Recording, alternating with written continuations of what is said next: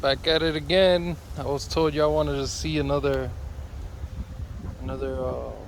video on this bike here, on bikes and blogs. So here we go again.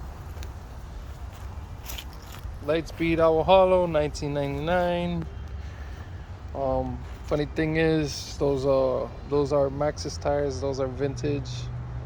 I came across a seller on eBay.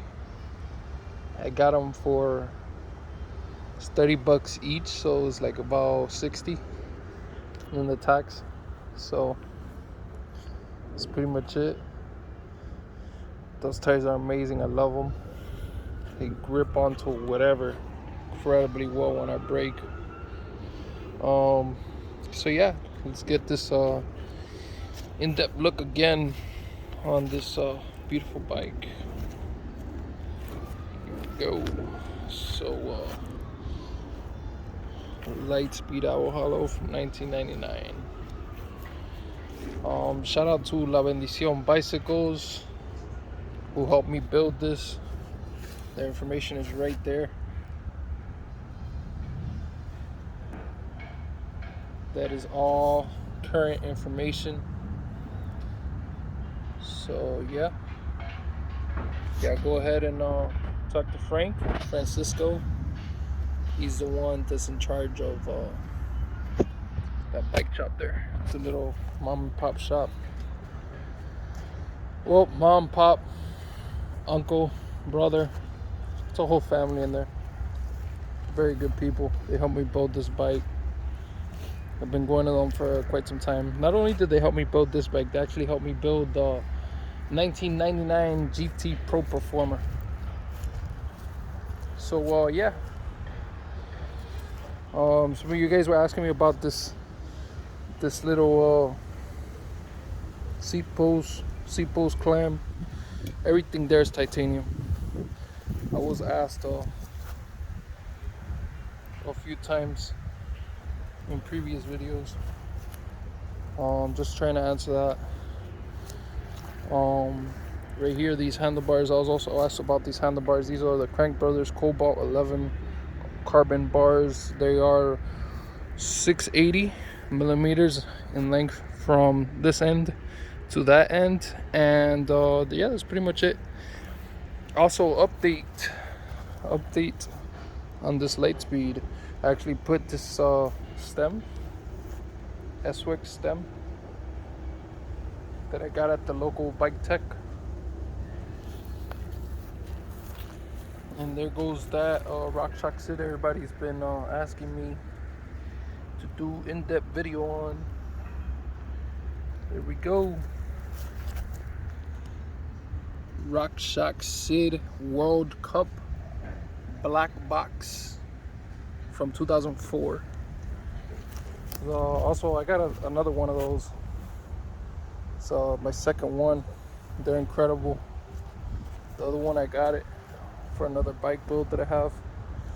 Also, guys, stay tuned. Keep watching the channel and keep an eyes out for this Mercedes Benz AMP 1997 mountain bike. I got it. It's a full suspension bike. A friend actually gifted to me. Yeah, so it's Chris King hubs, XT Dior cassette, XTR derailleur. I believe that's a 960 in the back.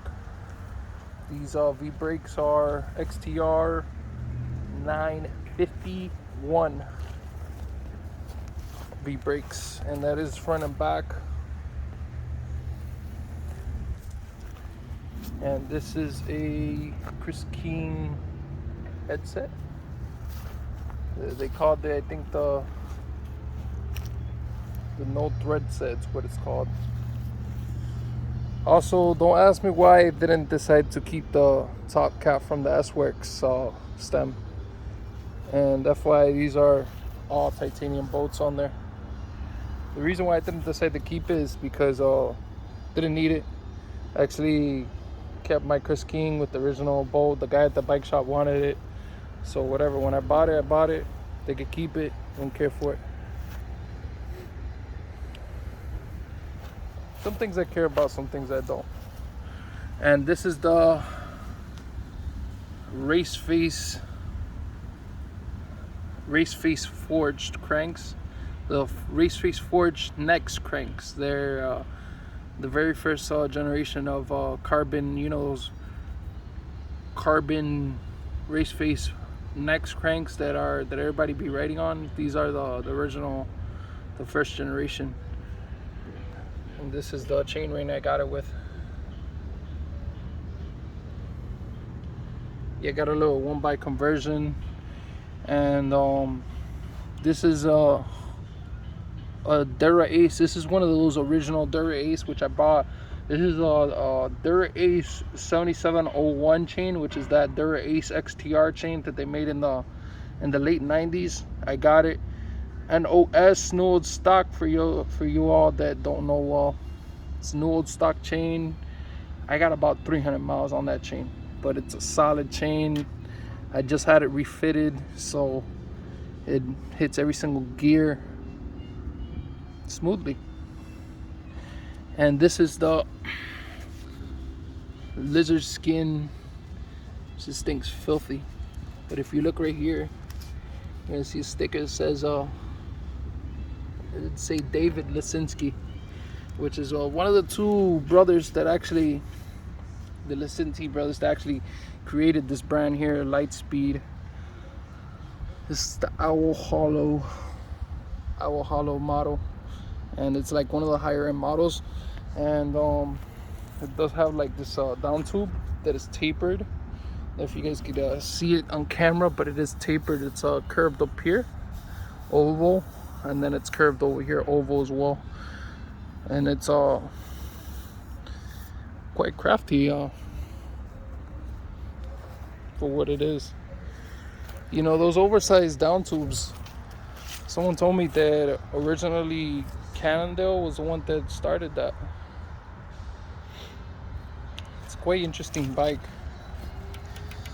Look at the seat stays. They're actually quite curved. Must have to do a lot with geometry and strength. You know, main two things that come to like frame building. So that is the original switch. The other one that I have also has the original switch as well, but it doesn't have the original cable, which is the original braided cable. I don't know if you guys can see that on camera. I'm trying to get it to focus. But yeah, that is the original braided cable from 2004 that went on this bike. Went on that fork. You can see. If you guys go back on my channel, y'all will see how it was originally, this bike. It came with like a SLX group set. I got this bike off my boy Rob. He lives all the way up in Melbourne, Florida. He had put that group set, but he never changed the brakes, which are the front brakes right there, which are the XCR 951s, nor the V brakes, which is the bottom part of the brakes. So I found it quite interesting that he actually changed out that XTR group set, because that group set was way much better than the SLX. Even though SLX is more like of a modern group set, this man had a SRAM 9-speed cassette on the back with the SLX group set, which ultimately would have made the bike do is skip gears. It's quite dangerous, man. I almost I fell off this thing at least 3 times when I had that cassette. I was so stubborn not to change it, because ultimately what I wanted the bike for was to ride it on the hardest gear. But I changed it with the XT door, and it's perfect now, especially since I have that original NOS Dura Ace 77. If you guys can see the Dura Ace on there, 7701.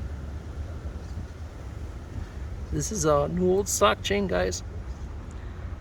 These are hard to find. It's just a Very nice chain. Anyhow, don't get on me for not lubing the bike up, not lubing the chain.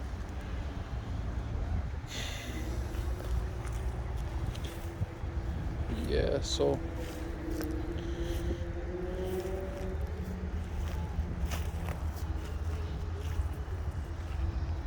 I've been using this chain loop that's from a bike company. I believe it's in Wisconsin. That's called Bike Hardcore. They call it chain butter. It's the name of the actual lube. It's a yellow one, the one that I use. Actually, it's quite funny because it actually smells like butter, like from popcorn. It's quite interesting, actually. But yeah, it works very nice. It's just I haven't lubed her up in a minute. So all you that don't know, I haven't ridden this bike for quite some time because I actually got into a very bad accident with it. That I didn't get hurt or anything, but the bike, actually the rear wheel, it actually about 3 of the spokes broke in like 3 different places, and it was like a mess. I had her in storage for a while, took her out this year, fixed her up. I got all DT Swiss spokes. I fixed her up. I took her to La Bendición, and that's pretty much it. The newest thing I've done to it which is the stem. It's S-Works stem. It's a 60 mil for all you that want to know. And those are type bolts right there.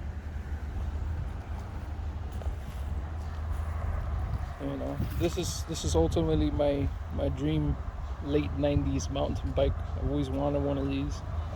I always wanted to build it up exactly how I got it here, with the Chris King hubs, front and back, those Mavic X 618 in the rear, 517 in the front, ceramic. Always wanted those rims. Always wanted the Chris King hubs with the DT Swiss spokes. I love this bike, man. I take it on crazy rides. Sometimes I go 60-mile rides, beautiful sunny Miami, and I just love it. I love it. The only downside to it is that it costs us a lot to live here, and the traffic is a little bit ridiculous. And quite frank, those drivers, a lot of drivers here in Miami don't care for the cyclists. Those you that want to know about this sticker that I got there, this is actually a Key Biscayne Barracuda sticker, which don't get on me for my bottom bracket, but the Barracuda sticker is actually a tribute to when I finished my first Key Biscayne ride, which is all the way over there. Did all of this. I actually did some of Coconut Grove that day too, and I did it all the way to the very end, which is what they call El Farito, which is like a lighthouse point or something like that. It's all the way over there, the very end, that little piece of land you see over there. So yeah, that's the story behind the Litespeed Owl Hollow, my inspiration of building it. I don't know, I just came up with it. I've always loved all these parts that I got here, and I've always dreamed of having it on a bike. I just never could put the bike together, like the frame with the components. I never could think of it until one day I saw this beautiful Litespeed at La Bendición bicycles, and I said, you know what? I want a titanium Litespeed mountain bike. And I got me the frame, and I built up the bike exactly how I wanted. Especially with these cranks. I've always liked these cranks. Those of you who are asking me about these cranks, these are the Race Face forged Nex cranks that are carbon and aluminum. They're carbon fiber and aluminum, and they're great cranks.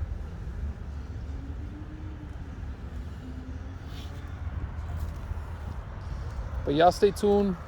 Keep an eye on the channel. I will be putting up a video very soon of that AMP Mercedes Benz full suspension B4 Bomber mountain bike, which has all XT door, and it is in mint condition.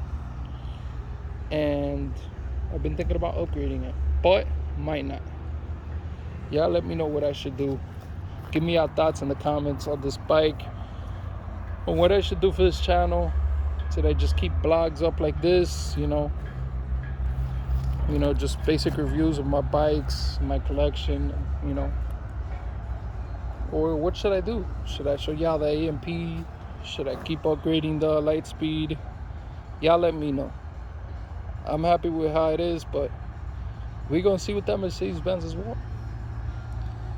Also, I haven't posted it, but I'm thinking about posting it, which is my lime green 1998 GT Performer, which is the rarest 98 Performer that they ever made. And I have it all original with the CF 175 carbon 3-spoke wheels.